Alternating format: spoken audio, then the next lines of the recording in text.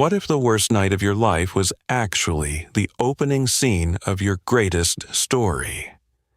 Stick with me, because by the time this is over, you are going to question everything you think you know about hitting rock bottom.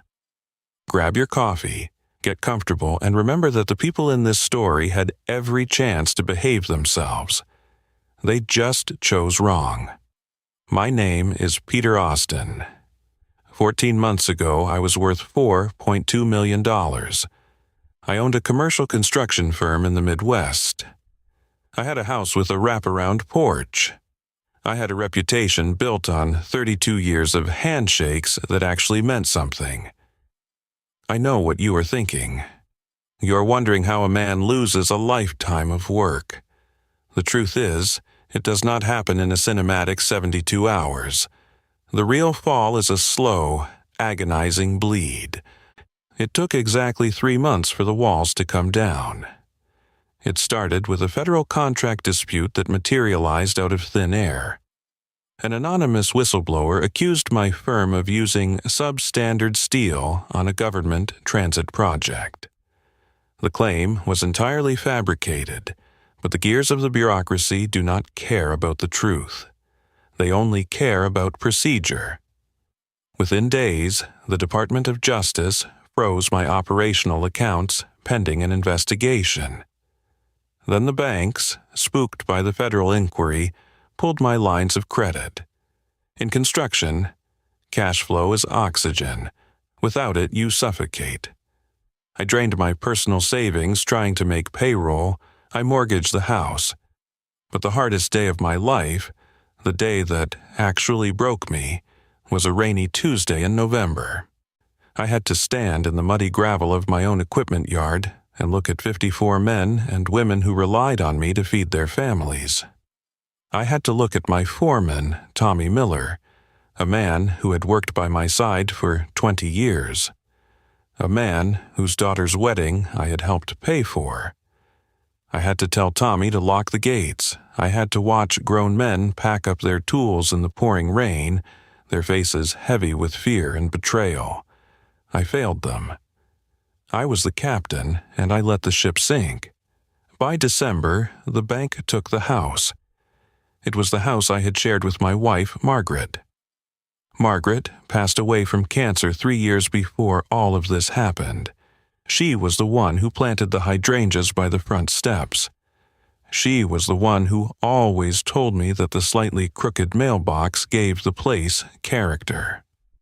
Losing the money was terrifying. But handing over the keys to the house where Margaret's ghost still lingered in the hallways felt like a physical amputation. I was 61 years old. My knees hurt in the cold. My hands were scarred from decades of labor. And suddenly, I was starting over from absolutely nothing. I packed everything I had left into the back seat of a 2019 Buick. I drove 2 hours through the freezing sleet to Naperville, where my son, Daniel, lived in a pristine colonial home with his wife, Rebecca, and their 2 kids. I had paid the down payment on that house. I was not looking for a handout, and I certainly was not expecting to move in permanently. I just needed a couch for a week to gather my thoughts and figure out my next move. When Danny opened the door, he looked at me the way you look at a stray dog that you know you cannot feed. He stepped out onto the porch, pulling the door partially shut behind him so the warm air of his home would not escape into the freezing night. He told me he was sorry. He told me he heard about the business and the house. But then he looked down at his expensive slippers and told me it was not a good time. Rebecca was not comfortable with the chaos of my situation entering their home. I looked at my son, the boy whose little league registration I had paid for 17 years straight. The boy whose college tuition I worked double shifts to cover. I told him I was his father. Danny looked up, and the resentment in his eyes was something I had never fully allowed myself to see. He told me that I was barely a father. He said I was a ghost who occasionally showed up to write a check. He said I was always on a job site and always managing a crisis, always building things for other people, while my own family sat at the dinner table waiting for me. He told me I built buildings, not a family. And because of that, Rebecca did not want my instability infecting their children. That hurt more than the bankruptcy. It hurt because, beneath the cruelty of his timing, there was a jagged piece of truth to it. I had justified my absence by providing for them, but providing is not the same as being present. Danny looked down, murmured an apology, and closed the door. I walked back to my Buick. I sat behind the steering wheel and stared at the frost forming on the windshield. And then, in the suffocating silence of that suburban street, I laughed. I laughed until my ribs ached. It was the unhinged laughter of a man who realized the universe was playing a joke on him. I reclined at the seat, pulled a damp moving blanket over my chest, and tried to sleep in a neighborhood I had helped my son buy his way into. Let me tell you, the headrests in a 2019 Buick are not designed for human comfort. There is a product designer somewhere who has clearly never hit rock bottom. I woke up at 7 the next morning to the sound of 3 precise, unhurried knocks on my window. I expected a police officer ready to write me a vagrancy ticket. Instead, I opened my eyes to see an impeccably dressed man in his 60s standing in the freezing cold. He wore a charcoal suit and polished shoes. He stood with the posture of a man who had never waited in a line in his life. I rolled down the window. He introduced himself as Gerald, the personal assistant to a man named Raymond Holt. Gerald informed me that Mr. Holt requested my presence at his estate immediately.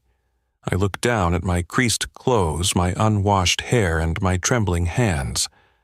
I asked him who Raymond Holt was. Gerald paused, as if selecting the right words from an expensive catalog. He told me that Mr. Holt was a man of considerable consequence, that he was dying, and that he had perhaps 3 weeks left to live. Gerald then handed me a cream-colored card. On it, written in sharp ink, was a message from Holt stating that what I had been through did not disqualify me from this meeting. It was precisely why I was invited. The hairs on the back of my neck stood up. Instinct took over. I started the Buick and followed Gerald's sleek Mercedes out of the city. We drove for 45 minutes until we reached a private road lined with ancient oak trees. The estate at the end of the road was massive, but it possessed a quiet, old-money elegance. It smelled like rich leather, polished wood, and faint floral arrangements. Gerald led me down a long corridor and instructed me to enter the study. Raymond Holt sat in a wing-back chair by the window. He looked like a retired geography professor, dressed in a navy cardigan with a wool blanket draped over his thin legs. His skin was pale, reflecting the internal failure of his organs, but his eyes were startlingly sharp. He looked at me, noted my terrible appearance, and offered me a perfectly timed cup of hot coffee. When a dying billionaire offers you coffee after you have slept in your car, you drink it. Raymond did not waste time. He handed me a thick manila folder. I opened it and stopped breathing. Inside was the complete documentation of my entire life. There were photos of my firm's groundbreaking ceremonies. There were copies of my son's college enrollment papers. There were pictures of Margaret's hydrangeas and the crooked mailbox. There were internal memos from the bank that foreclosed on me. I asked him how he had this information. Raymond looked out the window and told me he had been watching me for 39 years. I did the math. 39 years ago, I was 22 years old, flat broke, and working a forklift on the night shift at a distribution warehouse in Cincinnati. Raymond nodded. He told me a story about a freezing February night when he was 38. He had just closed an acquisition that made him his first $100 million. He was driving entirely too fast on an icy road. He had had a bit too much whiskey in his system and put his luxury car into a deep ditch. He suffered a head injury and was freezing to death in the middle of nowhere. Then, a beat-up pickup truck pulled over. A 22-year-old kid got out, pulled the bleeding millionaire from the wreckage, drove him 40 minutes to the nearest hospital, and sat in the cheap orange plastic chairs of the waiting room until the doctors confirmed the man would live. The kid left before the millionaire could even ask his name, entirely because he was worried about being docked pay for being late to his forklift shift. I stared at Raymond as the memory slowly faded into focus. I remembered the cold. I remembered the blood on my jacket. I remembered my supervisor yelling at me the next day. I told Raymond that I was just a kid, and I had never thought about that night again. Raymond smiled a sad, tired smile. He told me that for him it was the night he realized his life needed to mean something. But this is where the story pivots from a heartwarming tale of gratitude into something deeply sinister. I looked at Raymond and told him that federal investigations and coordinated bank freezes do not happen by accident. I asked him if my collapse was bad luck. Raymond did not blink. He told me it was not bad luck. It was an engineered demolition. Raymond explained that he was part of a private group of 12 immensely powerful men who operated behind the curtain of global finance, media, and government. For 30 years, this cabal had been running a horrific sociological experiment. Every few years, they would identify a candidate, someone who possessed genuine, unshakable character, and then, using their combined influence, they would systematically destroy that person's life. They would rip away their wealth, their reputation, their security, and their comfort. They did this to watch what the candidate would do in the wreckage. They wanted to see who a man became when there was absolutely nothing left to protect. My blood turned to ice. I gripped the armrests of my chair and asked him what happened to the other subjects of this twisted game. Raymond's voice dropped. He told me some of the men begged, some resorted to fraud and theft. One man disappeared into Central America. One had a complete psychological breakdown. And one man, a fellow named Marcus Del Rey, could not bear the shame. He took his own life. And then there was me.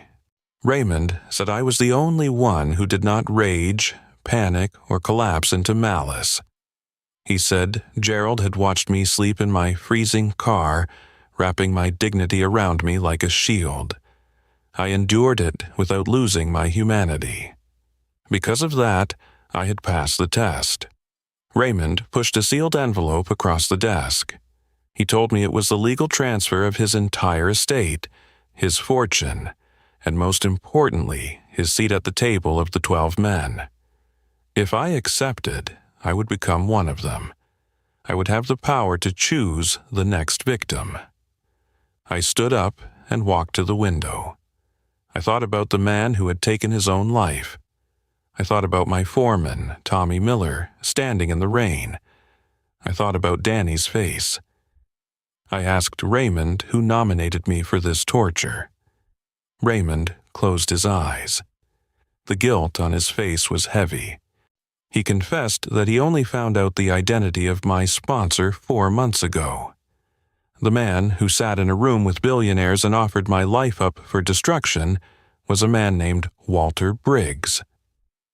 The name hit me with the force of a freight train. To the world, Walter Briggs is a titan of finance in Chicago. To me, Walter was the man I shared a cramped office with in 2001. We built our foundation together. We shared a printer that jammed every 3 pages. We drank cheap beer and dreamed of the future. Walter was at my son's christening. He ate Margaret's pot roast. 11 years into our partnership, Walter had cashed out and walked away, claiming he wanted a different lifestyle. I had shaken his hand and wished him well. Instead, he went into a room with 11 billionaires and handed them the blueprints to my destruction. I asked Raymond why Walter did it. Raymond told me that Walter viewed it as the ultimate compliment. Walter had told the group that I was the most decent man he knew, and that if anyone could survive the fire and come out immortal on the other side, it was Peter Austin. I laughed again, a bitter, venomous sound. I looked at the envelope on the desk. I told Raymond that before I signed anything, I wanted all 11 men in a room. I wanted Walter Briggs sitting at the table, and I wanted access to Holt's files. Raymond agreed. I did not spend the next 3 days resting. I used Gerald and Holt's extensive private servers. I am a builder. I understand architecture. I know how to look for load-bearing walls. I applied that same logic to the Cabal's financial empire. I traced the shell companies that funded their little experiments. I traced the wire transfers that paid off the federal whistleblowers. I found the offshore accounts that shielded their assets from the IRS. I compiled everything onto a single, encrypted flash drive. Furthermore, I dug into the life of Marcus Del Rey, the man who had killed himself. I found his widow. I found out he had 2 daughters who had to drop out of college because their father's assets were seized by the group. 3 days later, I walked into a private soundproof boardroom on the 44th floor of a glass skyscraper in downtown Chicago. The city stretched out below us like a shimmering grid. 11 billionaires stood as I entered. They wore bespoke suits and expressions of curious assessment. At the far end of the long mahogany table stood Walter Briggs. His hair was silver now, and he carried the thick, settled weight of a man who was used to playing God. I walked slowly down the length of the table. The silence in the room was absolute. I stopped right across from Walter. I looked into the eyes of the man who had held my infant son. Walter swallowed hard, but he held his chin high. "Peter," he said, his voice steady, "I know how this looks, but you have to understand. Comfort makes men weak. We live in a society of fragile glass. You were always stronger than the rest of them. I didn't destroy you, Peter. I forged you. Iron sharpens iron. I gave you the gift of knowing your true capacity." I stared at him. The delusion was staggering. "You gave me a gift?" I asked softly. "You destroyed my life. You drove my wife into an early grave with financial stress. You put 54 innocent construction workers out on the street. You ruined families, Walter." I reached into my jacket and pulled out 2 things. First, I tossed the cream-colored envelope containing Holt's inheritance onto the table. Second, I pulled out a stack of photographs and scattered them across the polished wood. The billionaires looked down. They were photos of Marcus Del Rey, photos of his weeping daughters at his funeral, photos of his modest home being foreclosed on. "His name was Marcus," I said, my voice rising, vibrating with a rage I had kept buried for 14 months. "He wasn't a case study. He wasn't a character test. He was a father. And you murdered him just to see what would happen." One of the men near the window cleared his throat. "Mr. Austin, we understand your emotional state, but the process is dead," I interrupted. I pulled the encrypted flash drive from my pocket and set it gently next to the photos. "I spent the last 72 hours looking at the architecture of your little club. You left blueprints everywhere. I have the routing numbers for the offshore accounts in the Caymans. I have the digital trail of the bribes paid to the federal transit authorities to freeze my accounts. I have the communications tying every single one of you to the destruction of innocent American citizens. The color drained from the faces of the men in the room. Walter stared at the flash drive, his jaw trembling. "Here are my terms," I said, leaning over the table, planting my scarred, calloused hands on the mahogany. "I am accepting Raymond Holt's estate. I am taking his seat at this table. But there will be no more selections. There will be no more destruction.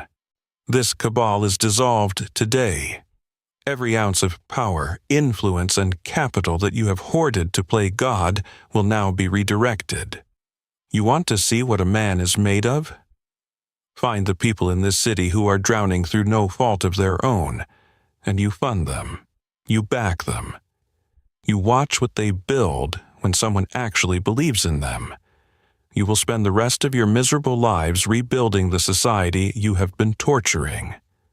I looked directly at Walter. "And if any of you disagree, this flash drive goes to the Department of Justice, the SEC, and the New York Times in exactly 60 seconds. Your assets will be frozen. Your legacies will be humiliated. And you will spend the rest of your lives in federal prison. Let's see how much your character is forged in a 6x9 concrete cell." The silence that followed was suffocating. These were men who had never been spoken to this way. They were men who had never lacked control.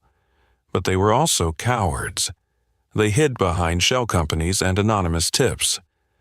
Now the lights were turned on, and the knife was at their throats. Slowly, agonizingly, Walter Briggs pulled out his chair and sat down. He put his face in his hands, completely broken. One by one, the other 10 men followed suit. They sat down in silence, surrendering to the man they had forced to sleep in a freezing Buick. Raymond Holt died 11 days later. I stood at his grave, mourning the complexity of a man who was both my savior and my jailer. The transfer of his estate was seamless. The first thing I did with my new authority was not buy a mansion. I tracked down Tommy Miller, my old foreman. He was working a brutal night shift at a big-box retail warehouse, barely making ends meet.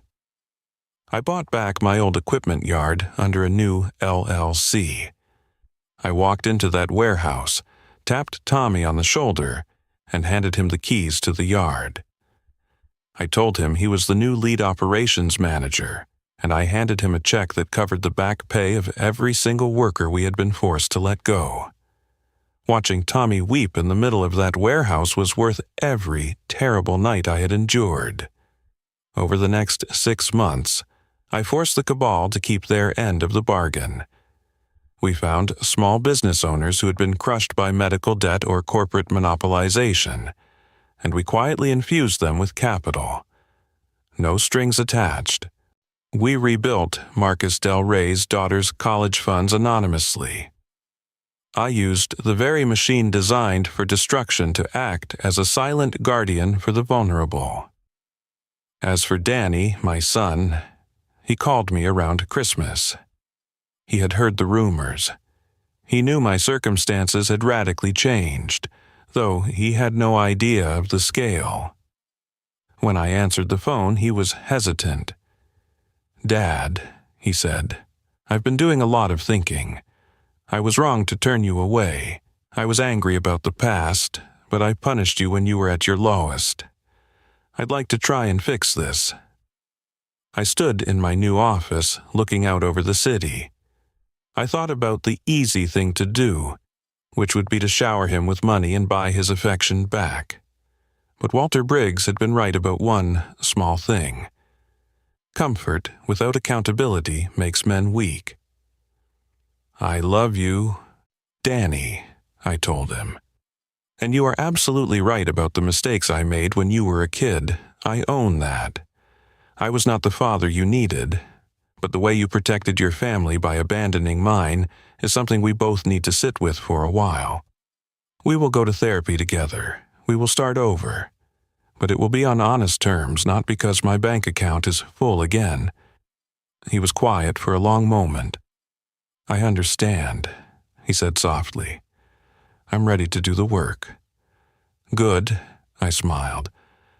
"I'll see you on Tuesday." I hung up the phone. I looked out the window at the sprawling metropolis below. It was filled with millions of people rushing around, completely unaware of the invisible forces operating above them. The world is full of people who are just one bad Tuesday away from losing everything. It is a terrifying reality. But I know who I am now. It took 61 years, a collapsed business, a devastating betrayal, the loss of my home, and a dying billionaire to show me. I am a builder. And sometimes the only way to build something that truly matters is to let the old structure burn to the ground, stand in the ashes, and realize that rock bottom isn't the end of your story.